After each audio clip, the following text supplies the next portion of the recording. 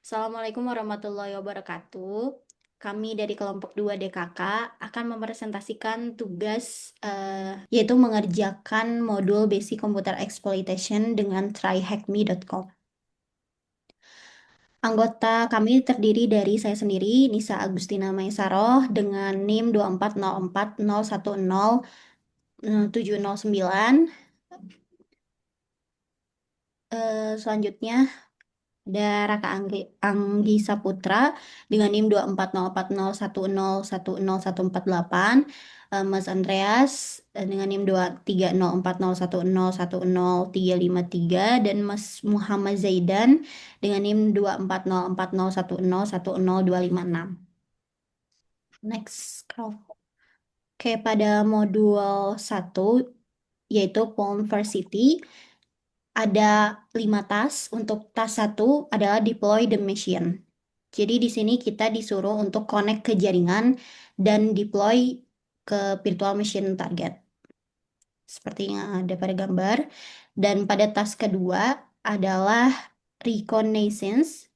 Jadi pada tahap ini kita disuruh untuk mengumpulkan informasi dari mesin target menggunakan Nmap. Dan perintah yang digunakan adalah Nmap min sp masukin IP machine-nya. Sebelumnya Nmap sendiri adalah tools yang free, open source, dan sangat powerful digunakan untuk menemukan host serta service dalam satu jaringan komputer. Jadi dengan Nmap kita dapat mengidentifikasi port yang terbuka, service yang berjalan, serta berbagai informasi penting lainnya yang berguna dalam proses analisis keamanan jaringan. Next, dalam screenshot pada gambar, kita ketikkan perintah nmap -sp port yang tadi 10.48.128.138 dan didapatkan beberapa informasi penting seperti ke bawah, Mas, yaitu ada 6 port yang terbuka, yaitu port 21, 22, 139, 445, 3128, dan 3333.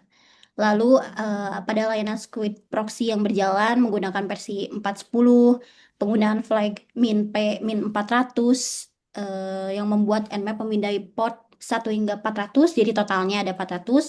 Lalu sistem operasi target yang kemungkinan menggunakan Ubuntu dan layanan web server berjalan pada port 3333.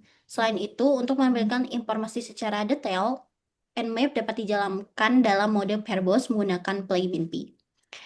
Pada tes 3 yaitu locating directories using GoBuster. Jadi GoBuster ini digunakan untuk melakukan brute force directory atau menemukan file tersembunyi pada website yang dapat dimanfaatkan sebagai lokasi untuk mengunggah shell nantinya. GoBuster merupakan sebuah tool yang digunakan untuk melakukan brute force pada URI seperti directory dan file, subdomain DNS, serta virtual host.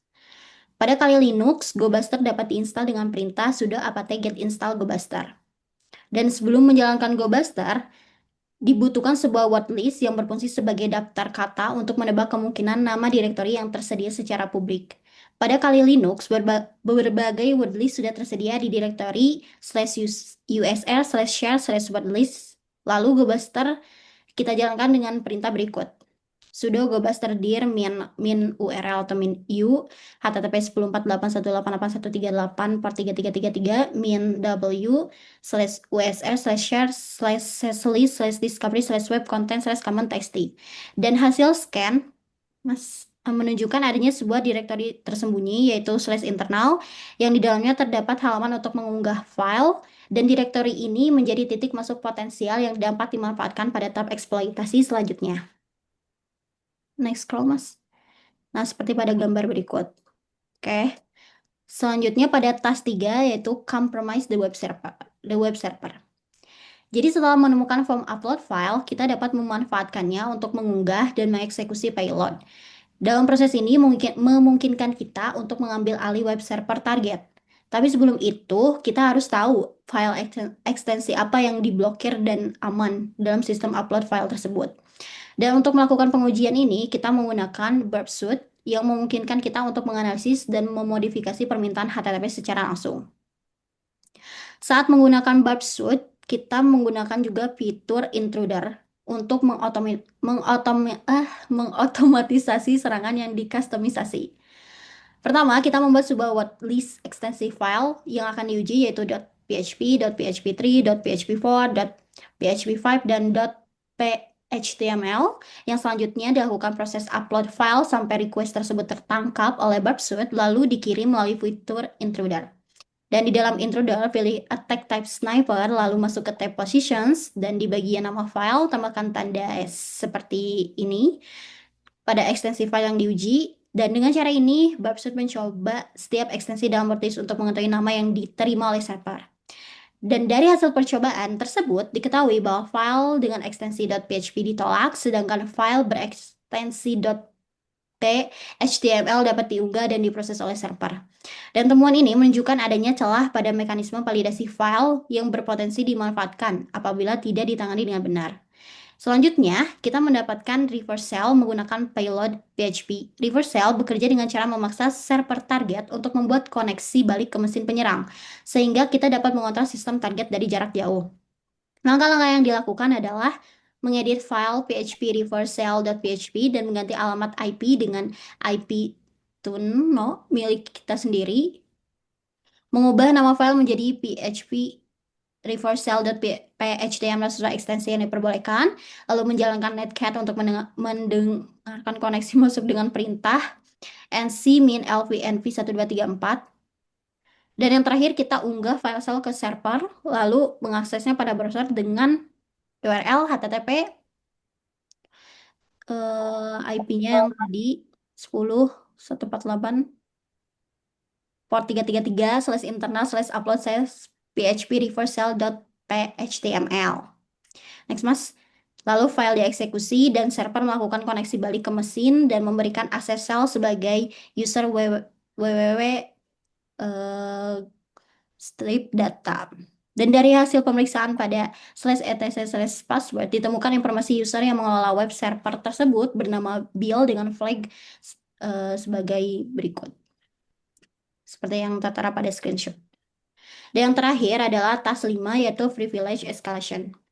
Jadi di dalam sistem Linux terdapat sebuah mekanisme izin khusus yang disebut SUID, Set Owner User ID, yaitu jenis permission yang memungkinkan sebuah file dijalankan dengan hak akses milik pemilik file, root atau superroot, bukan superroot, super, apa sih? Itulah.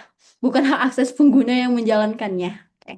Jadi sebagai contohnya ada file biner dalam file /sl/bin/password memiliki SUID yang aktif dan diperlukan karena proses penggantian kata sandi membutuhkan akses untuk menulis ke file shadow yang hanya dapat diakses oleh pengguna root. Tapi dengan adanya SUID, pengguna bisa dapat menjalankan perintah tersebut sementara dengan hak akses root untuk melakukan perubahan yang diperlukan. Dan kita telah melakukan pencarian file dengan permission SUID untuk mengidentifikasi potensi privilege escalation.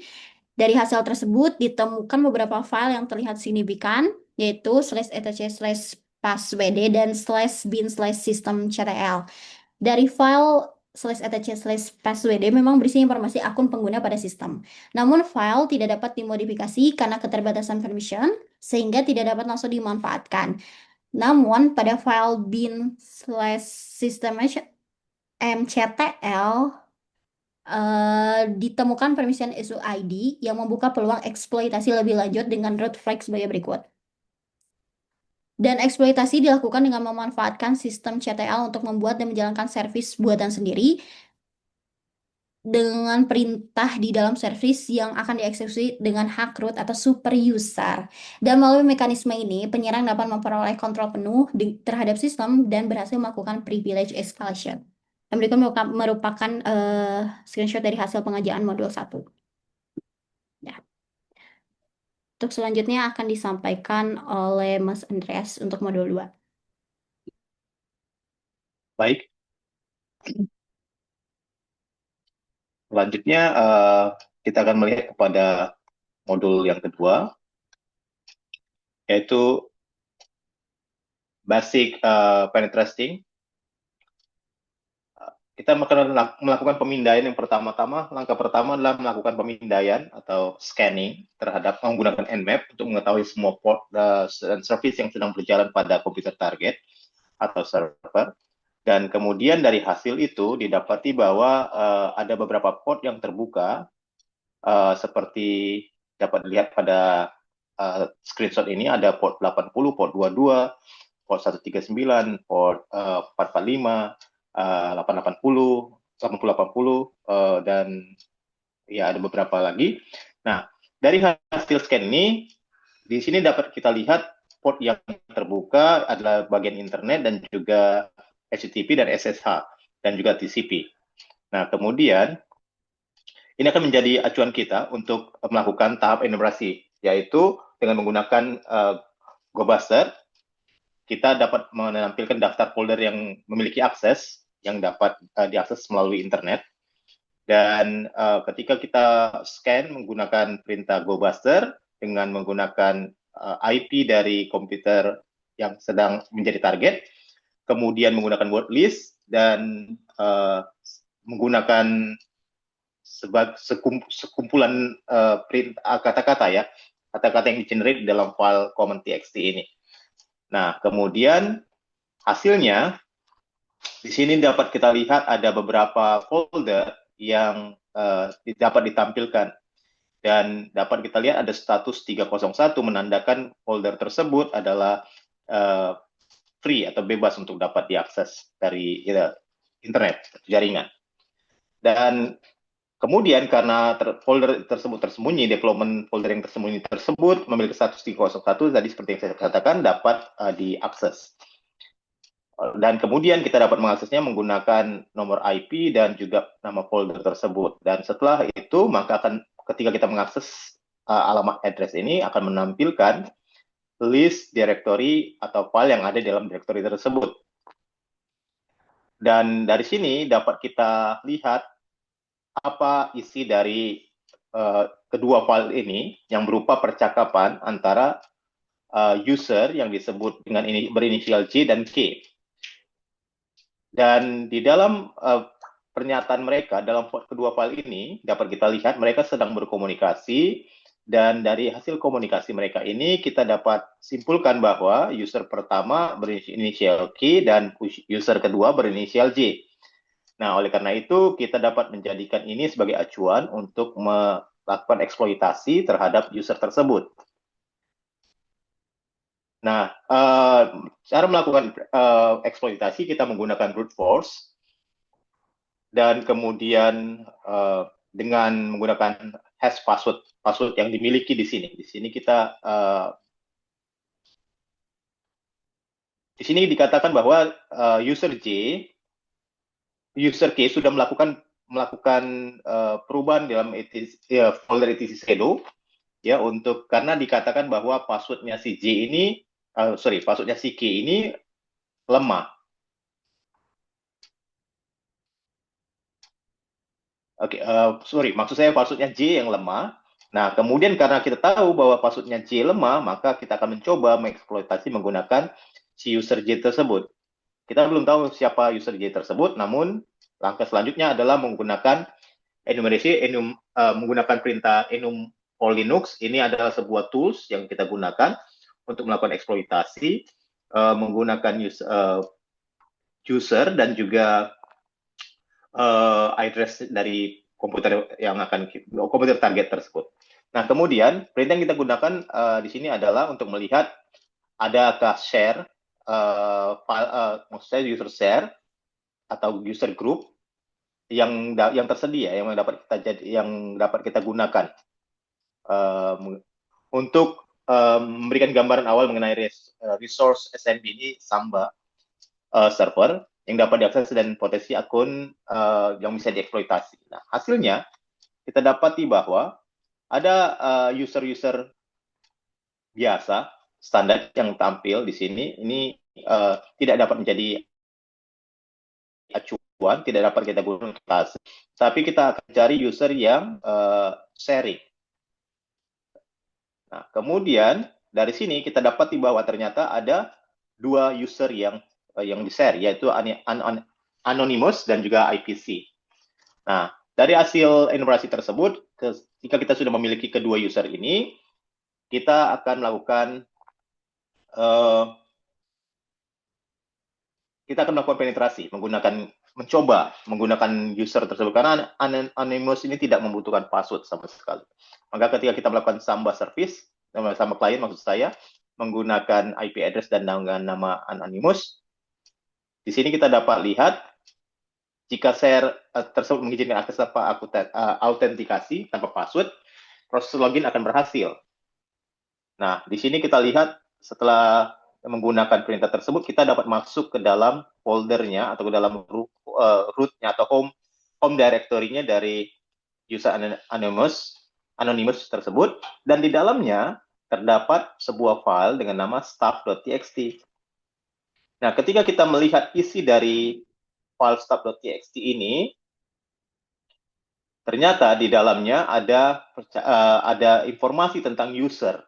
Di sini setelah kami lakukan cat stuff.txt, di sana terdapat informasi atau percakapan lagi tentang untuk pernyataan bahwa di sini untuk melakukan maksudnya kedua user saling berkomunikasi, dan di sini dinyatakan bahwa ada nama user K. Nah, di sini kita sudah tahu bahwa di sini ada informasi, ada user dengan nama K. Jadi ada dua user, satu namanya di dalam staff tadi, di sini kita lihat ada user K, kemudian tadi sudah kita eksploitasi satu user dengan nama Jen. Terlewatkan saya tadi.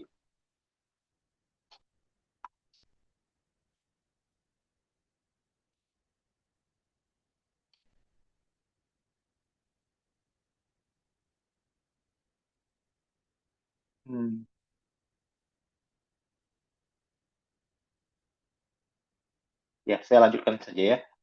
Di sini kita lihat lalu dari percakapan kedua users pada file stuff.txt ini dapat disimpulkan bahwa akun Jen memungkinkan memiliki password yang lebih lemah dan lebih mudah untuk di-crack. Sorry, di sini dia informasinya bahwa ada user Jen dan user K. Oke, berarti di sini informasi ini menyatakan bahwa user Jen memiliki password yang lemah. Jadi harus diganti. Nah, karena kita tahu bahwa Jen lemah, maka kita akan mencoba penetrasi, mencoba mengcrack password user Jen. Ini dilakukan dengan melakukan brute force terhadap layanan SSH menggunakan Hydra dengan perintah Hydra list dan nama user Jen dengan passwordnya yang terdapat. Kita akan coba menggunakan kumpulan password yang ada di dalam sebuah file dengan nama rockyou.txt yang merupakan file yang terdapat dalam word list yang digunakan oleh Hydra. Nah, dari sini Hydra mencoba mencocokkan password untuk user Jen menggunakan word list yang terdapat dalam rockyou.txt. Hasil proses berhasil pada percobaan ke-780. Nah, di sini didapati bahwa passwordnya adalah Armando. Dapat kita lihat pada tampilan screenshot berikut. Pada percobaan ke-780, ini 780 kita dapati bahwa passwordnya adalah Armando. Jadi di sini kita dapati bahwa setelah berhasil mendapatkan kredensial SSH milik Jen, akses ke sistem dapat dilakukan menggunakan perintah SSH dengan user Jen dan nomor IP address-nya maksud saya, dengan menggunakan password Armando. Di sini kalau kita lihat, kita sudah bisa masuk ke dalam root-nya Jen. Maksud saya home directory-nya Jen. Nah, di sini setelah masuk, tadi kita scan. Saya ikut ini. Setelah masuk terlihat bahwa user key juga terdapat pada sistem menegaskan temuan sebelumnya percakapan di staff.txt. Dapat kita lihat di sini.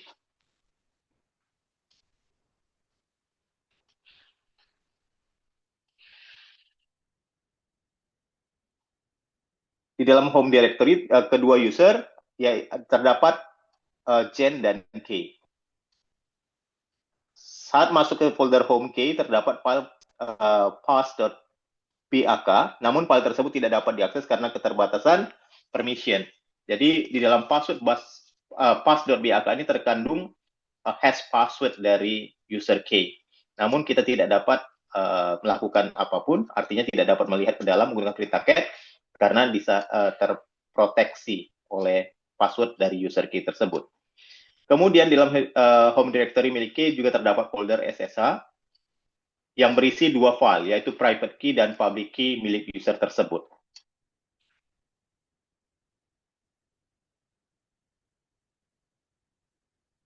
Saya sedang mencari file tersebut.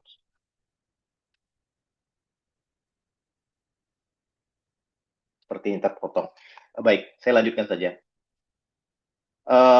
Kemudian, ketika isi private key milik key ditampilkan, kontennya berhasil terlihat. Private key tersebut kemudian disalin ke sebuah file teks baru. Ini private key ini.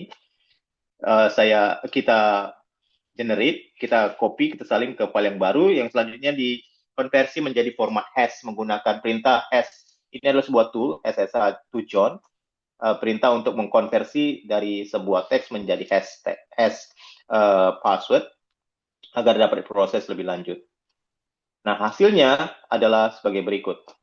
Hash yang telah dibuat kemudian diproses menggunakan John the Ripper.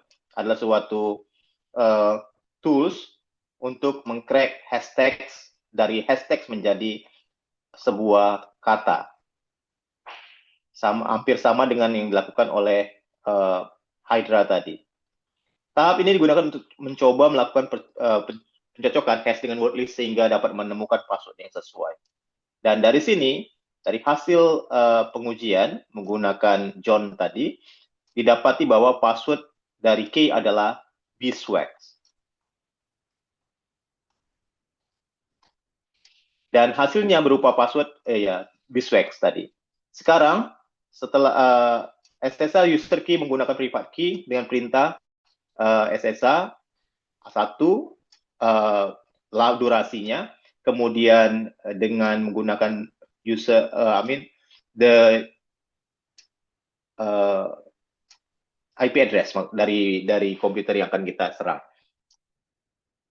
Dan hasilnya kita dapat masuk ke dalam SSH-nya dari si user key tersebut. Terakhir, jika kita cat pass BAK, sekarang kita dapat melihat final password user key. Setelah kita melakukan menggunakan password beeswax tadi, kita sudah bisa melihat isi dari file si pass.bak tersebut dengan perintah cat, dan hasilnya adalah sebagai berikut.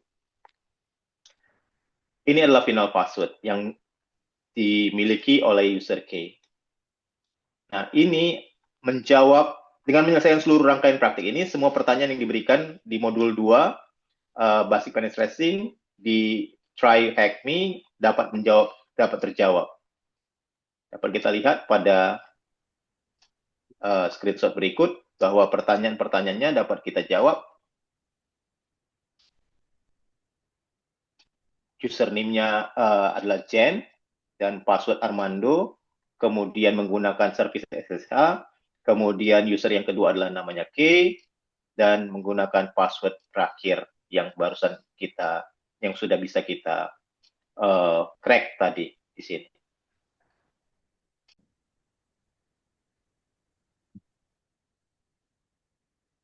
Baik, selanjutnya di sini pada modul 3, task yang pertama harus dikerjakan sesuai dengan modul-modul sebelumnya, yaitu memulai virtual machine target dan mencoba menghubungkan ke virtual machine target tersebut. Bisa menggunakan attack box ataupun VPN. Pada langkah-langkah berikutnya, di sini saya menggunakan attack box. Jadi gambar-gambar yang saya ambil merupakan gambar dari attack box. Oke. Jika sudah berhasil terhubung, kita perlu membuka terminal dan mencoba mengakses, maksud saya melihat port yang terbuka pada VM target menggunakan perintah nmap yang sebelumnya tadi juga sudah dijelaskan oleh teman-teman yang lain. Di sini menggunakan nmap, kemudian diikuti dengan IP target VM. Dan di sini kita bisa lihat bahwa terdapat 7 port yang terbuka yaitu FTP, SSH, SCTP, RPC Bind, NetBIOS SSN, Microsoft DS, dan NFS. Dan ini menjadi informasi yang dapat kita gunakan untuk menjawab pertanyaan yang ada pada modul, yaitu berapa port yang terbuka. Lanjut pada task kedua, di sini kita perlu untuk menjalankan perintah nmap minp 445 dash dash script, kemudian di sini dilanjutkan script dari nmap itu sendiri, dilanjutkan dengan IP address target. Nah, IP address ini disesuaikan dengan VM target ya, dan komen ini digunakan untuk eh, melihat beberapa share yang terbuka dari Samba server yang sudah terinstall di VM target.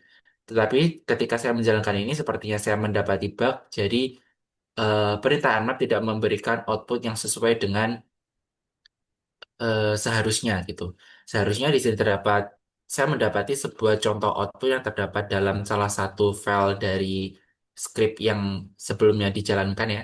Dari sini ada smb enum-shares.nsi.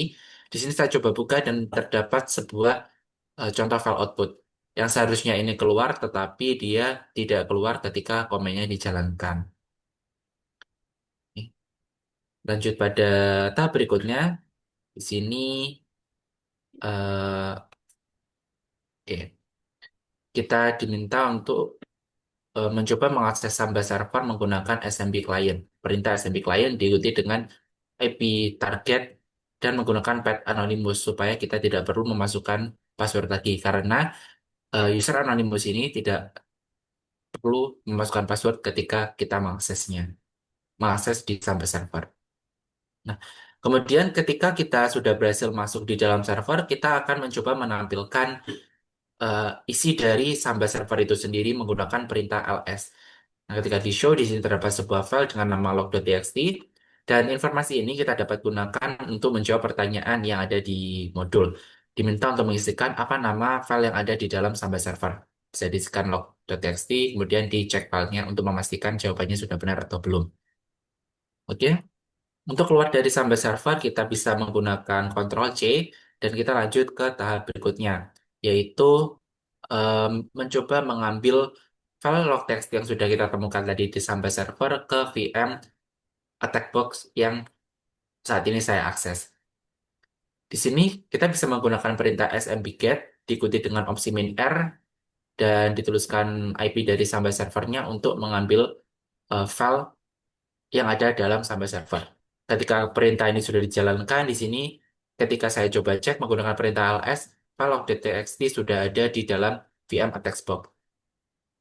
Dan kita akan mencoba menampilkan isi file log.txt ini menggunakan perintah cat ya. Dan isinya seperti ini. Di dalam file log.txt ini terdapat sebuah informasi yang sebenarnya diminta dari modul. Di sini modulnya bertanya, what port is FTP running on? Jadi di port berapa proses FTP ini berjalan. Dan dari file log.txt ini kita dapat menemukan bahwa port 21 adalah port standar dari FTP, yang artinya FTP terbuka pada port 21. Maka ini kita bisa tuliskan 21 dan kita cek jawabannya. Dan ternyata benar. Oke.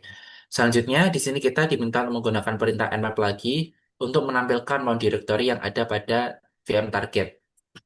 Dan di sini port 111 kita gunakan untuk mencoba menampilkan mount directory yang ada di VM target tersebut. Menggunakan perintah nmap minp 111.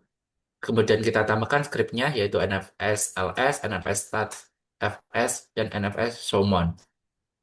Dan di sini kita lihat outputnya terdapat directory /var yang merupakan mount target yang terdapat pada VM target. Dan di sini informasi tersebut kita dapat gunakan untuk menjawab pertanyaan yang ada di modul, yaitu /var. Oke, task 2 sudah selesai, masuk pada task yang ketiga.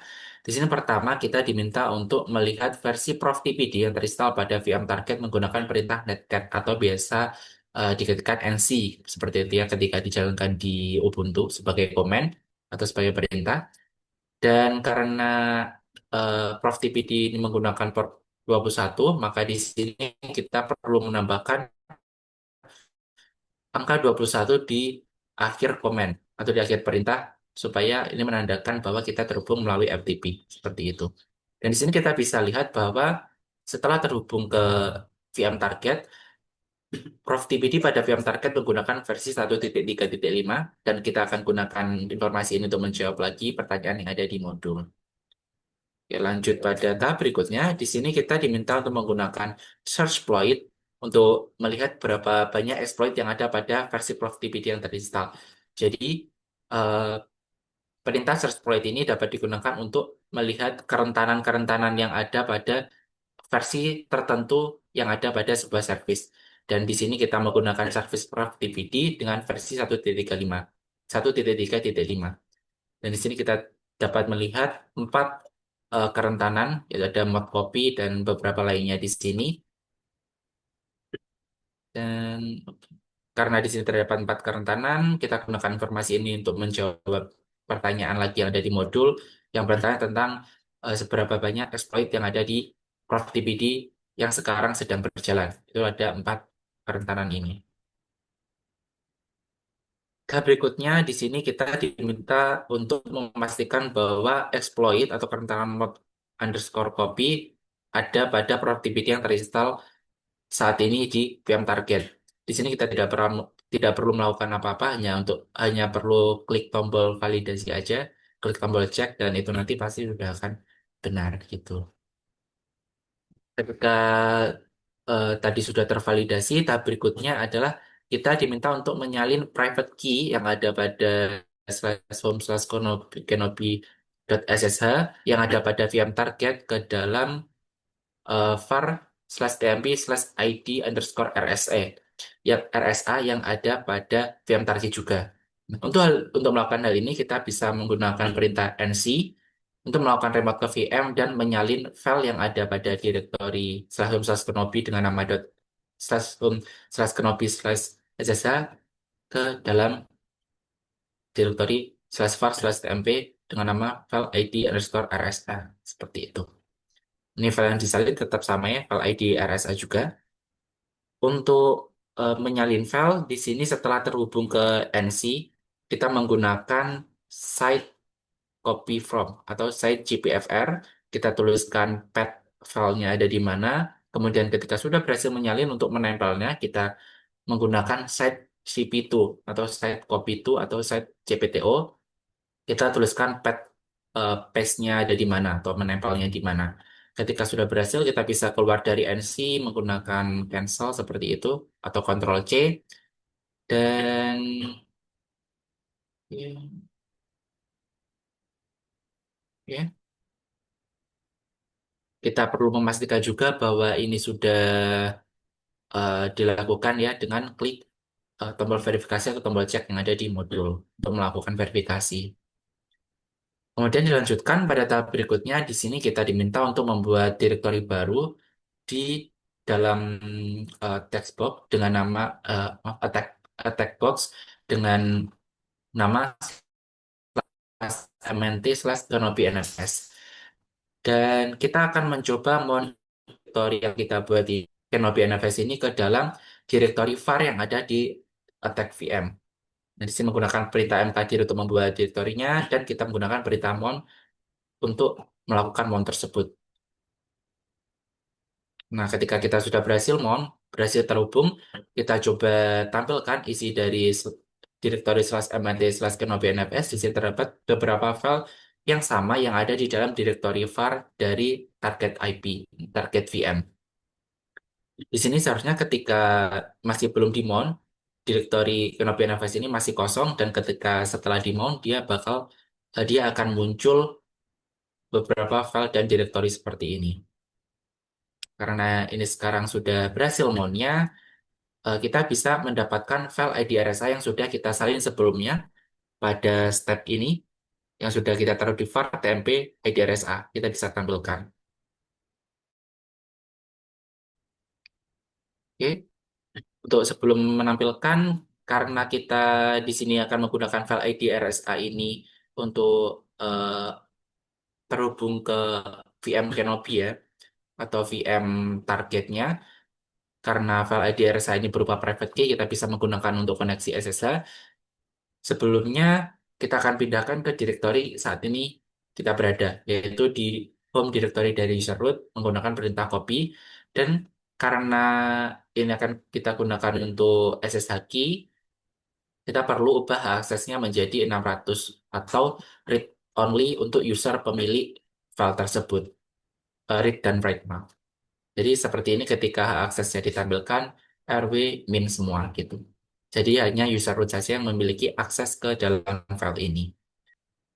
Oke, kita akan menggunakan perintah ssh min i selanjutnya untuk terhubung ke VM Kenobi. SSH min i diikuti dengan file ID RSH atau file private yang sudah kita salin dari slash var tmp tadi ya ke dalam yang digunakan untuk SSH ke VM Kenobi. Di sini dari foto ini kita sudah berhasil terhubung ke VM Kenobi. Kurang lebih seperti itu. Dan kita akan mencoba menampilkan flag yang tersedia di dalam VM Kenobi ini yang berada pada slash home slash kenobi slash user txt dan menghasilkan flag seperti ini. Flag ini diminta juga di dalam modul untuk disalin. Jadi ketika sudah mendapatkan flag bisa disalin, dimasukkan ke dalam modul dan diverifikasi apakah flagnya sudah benar atau belum. Masuk ke dalam tas 4, di sini tas yang terakhir, yaitu kita perlu mencari file yang sekiranya mencurigakan yang ada di VM file Kenobi ini. Kita bisa menggunakan perintah find slash -perm -u kemudian s -type f2 dev null. Seperti ini kurang lebih komannya. Di sini juga tersedia bisa disalin di dalam modulnya. Dan ketika komen ini atau perintah ini dieksekusi, menampilkan beberapa output file seperti ini. Nah, dari file ini, saya menemukan sebuah file yang sekiranya mencurigakan yang seharusnya tidak muncul ya ketika file ini normalnya komen ini normal dijalankan, yaitu ada directory slash usr slash bin slash menu. Nah, maka kita bisa gunakan informasi ini juga untuk menjawab pertanyaan yang ada di modul. Selanjutnya kita diminta untuk menjalankan file yang mencurigakan ini untuk melihat apa sih yang ada di dalamnya gitu. Di sini saya coba jalankan menggunakan slash URL slash bin slash menu, jadi langsung aja dieksekusi filenya karena ini sepertinya adalah executable file. Dan ketika dijalankan, dia bakal muncul beberapa opsi seperti ini. Karena di sini ada 3 opsi, untuk menjawab pertanyaan yang ada di modul, di sini saya menuliskan 3. Seperti itu. Ada status check, kernel version, dan if config.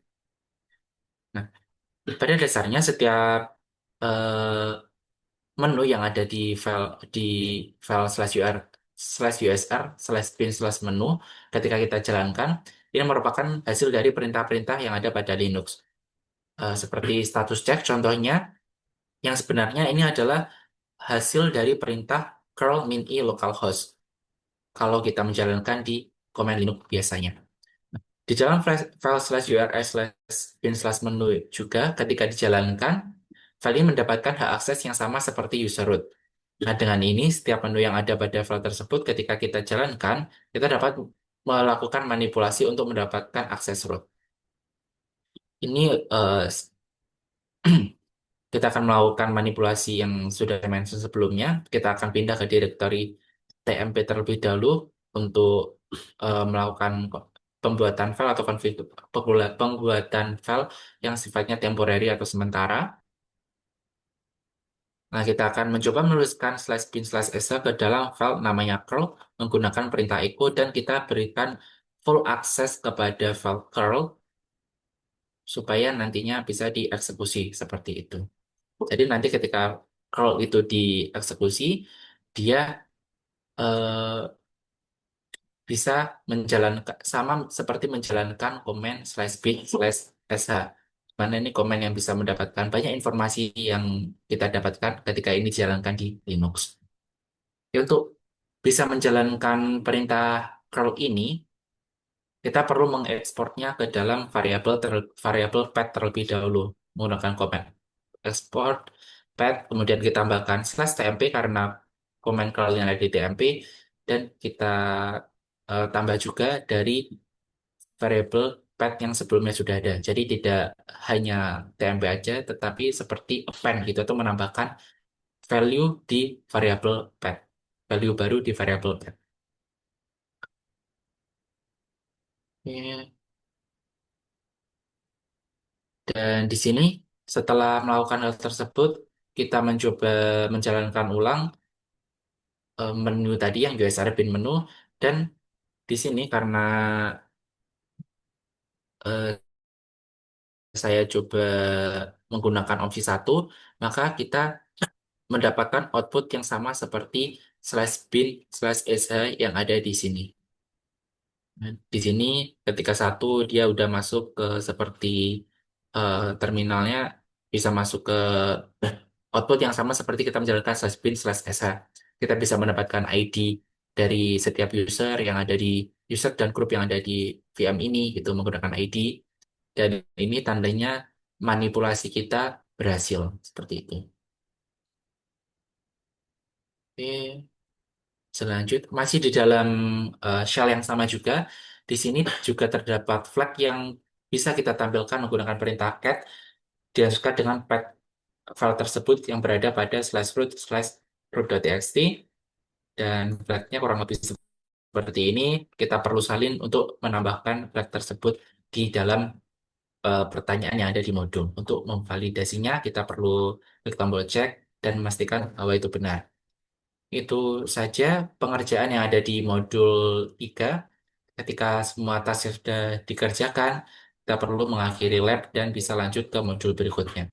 Ke modul berikutnya bisa dilanjutkan oleh Mas Zaidan. Baik, untuk modul keempat ini itu nama modulnya adalah Steel Mountain. Steel Mountain ini adalah sebuah mesin Windows yang mengambil referensi dari film Mr. Robot yang merasikan risiko terkait penggunaan software yang udah outdated. Ini itu masih terbilang mesin yang cukup cukup mudah dan menggunakan Metasploit untuk initial access dan PowerShell untuk privilege escalation.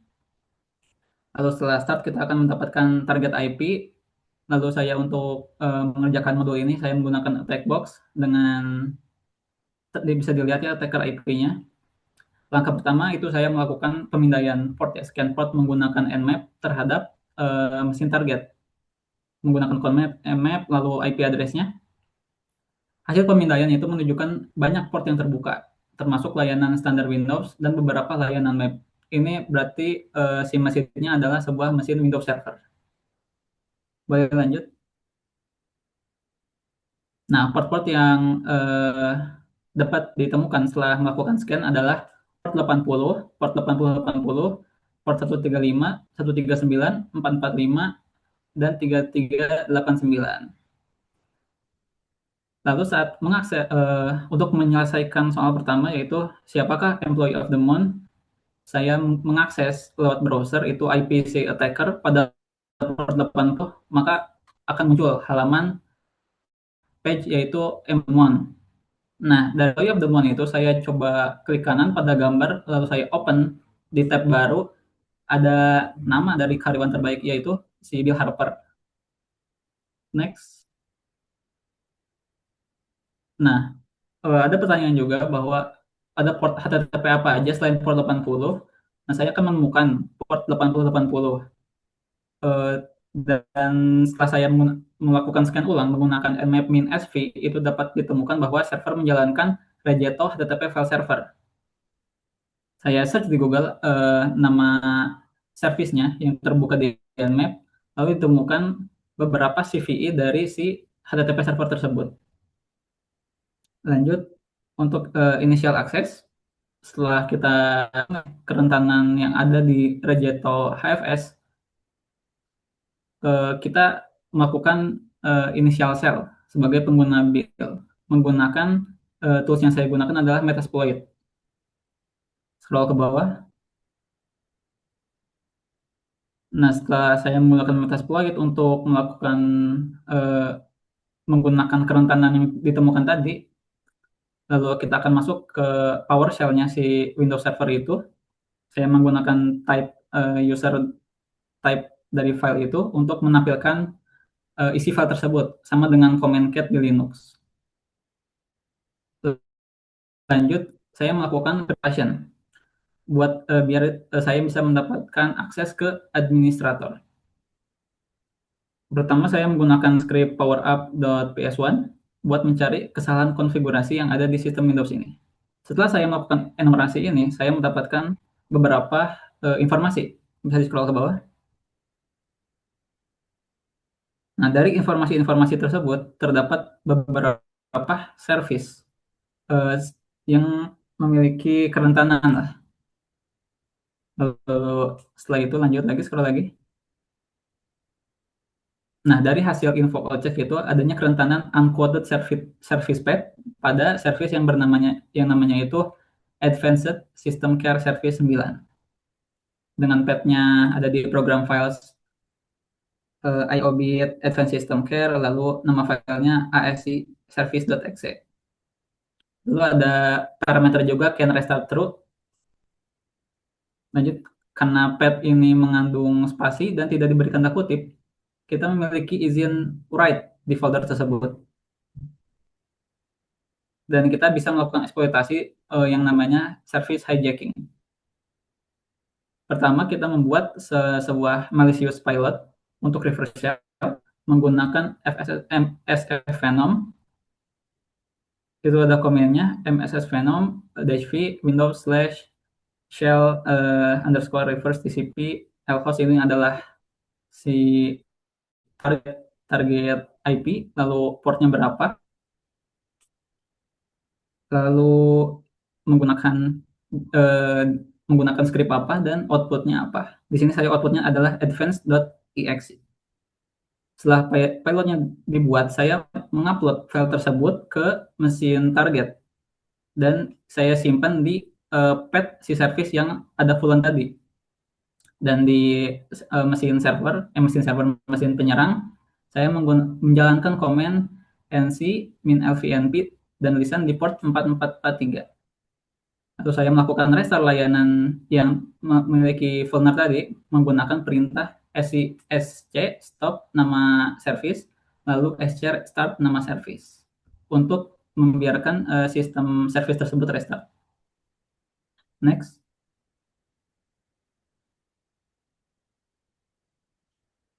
Nah, ini ada gambar yang tadi. Lalu setelah layanannya udah di restart nih, pilot kita bakal ke eksekusi dengan kita mendapatkan user administrator. Setelah kan kita udah listen juga pakai netcat tadi, selanjutnya saya akan mencari root flag-nya ada di mana.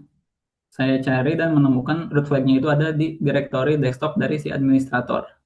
Saya menggunakan command type buat melihat isi filenya, dan saya mendapatkan root flag-nya. Dan mesin berhasil dikuasai sepenuhnya ya, dari akses awal dari recon sampai privilege escalation ini. Next. Nah, kita bisa melihat bukti nyata bahwa membiarkan software outdated itu, contohnya si Rejato HFS ini, yang punya celah keamanan CV 2014-6287, ini bahwa menegaskan bahwa ketelitian saat kita melakukan enumerasi, terutama ngecek versi service yang ada di server target, itu adalah kunci utama karena celahnya ada di situ. Dan kadang admin si servernya itu lupa melakukan patching atau update si service-nya, dan saat proses mendapatkan akses admin itu mengajarkan kita bahwa kesalahan konfigurasi sistem seperti adanya volunteer unquoted service path bisa menjadi senjata bagi si pemilik sistem. Kita bisa melihat bagaimana layanan yang jalur foldernya mengandung spasi dan tidak diberi tanda kutip itu bisa dibajak dengan mudah menggunakan payload buatan sendiri. Yang saya tadi payloadnya menggunakan MSF Venom. Ini menunjukkan bahwa akses tertinggi seringkali didapat bukan karena kecanggihan hacker, tapi karena emang kelalaian yang ada di server tersebut. Sekian untuk modul 4. Baik, mungkin cukup sekian yang dapat kelompok kami sampaikan. Terima kasih. Wassalamualaikum warahmatullahi wabarakatuh.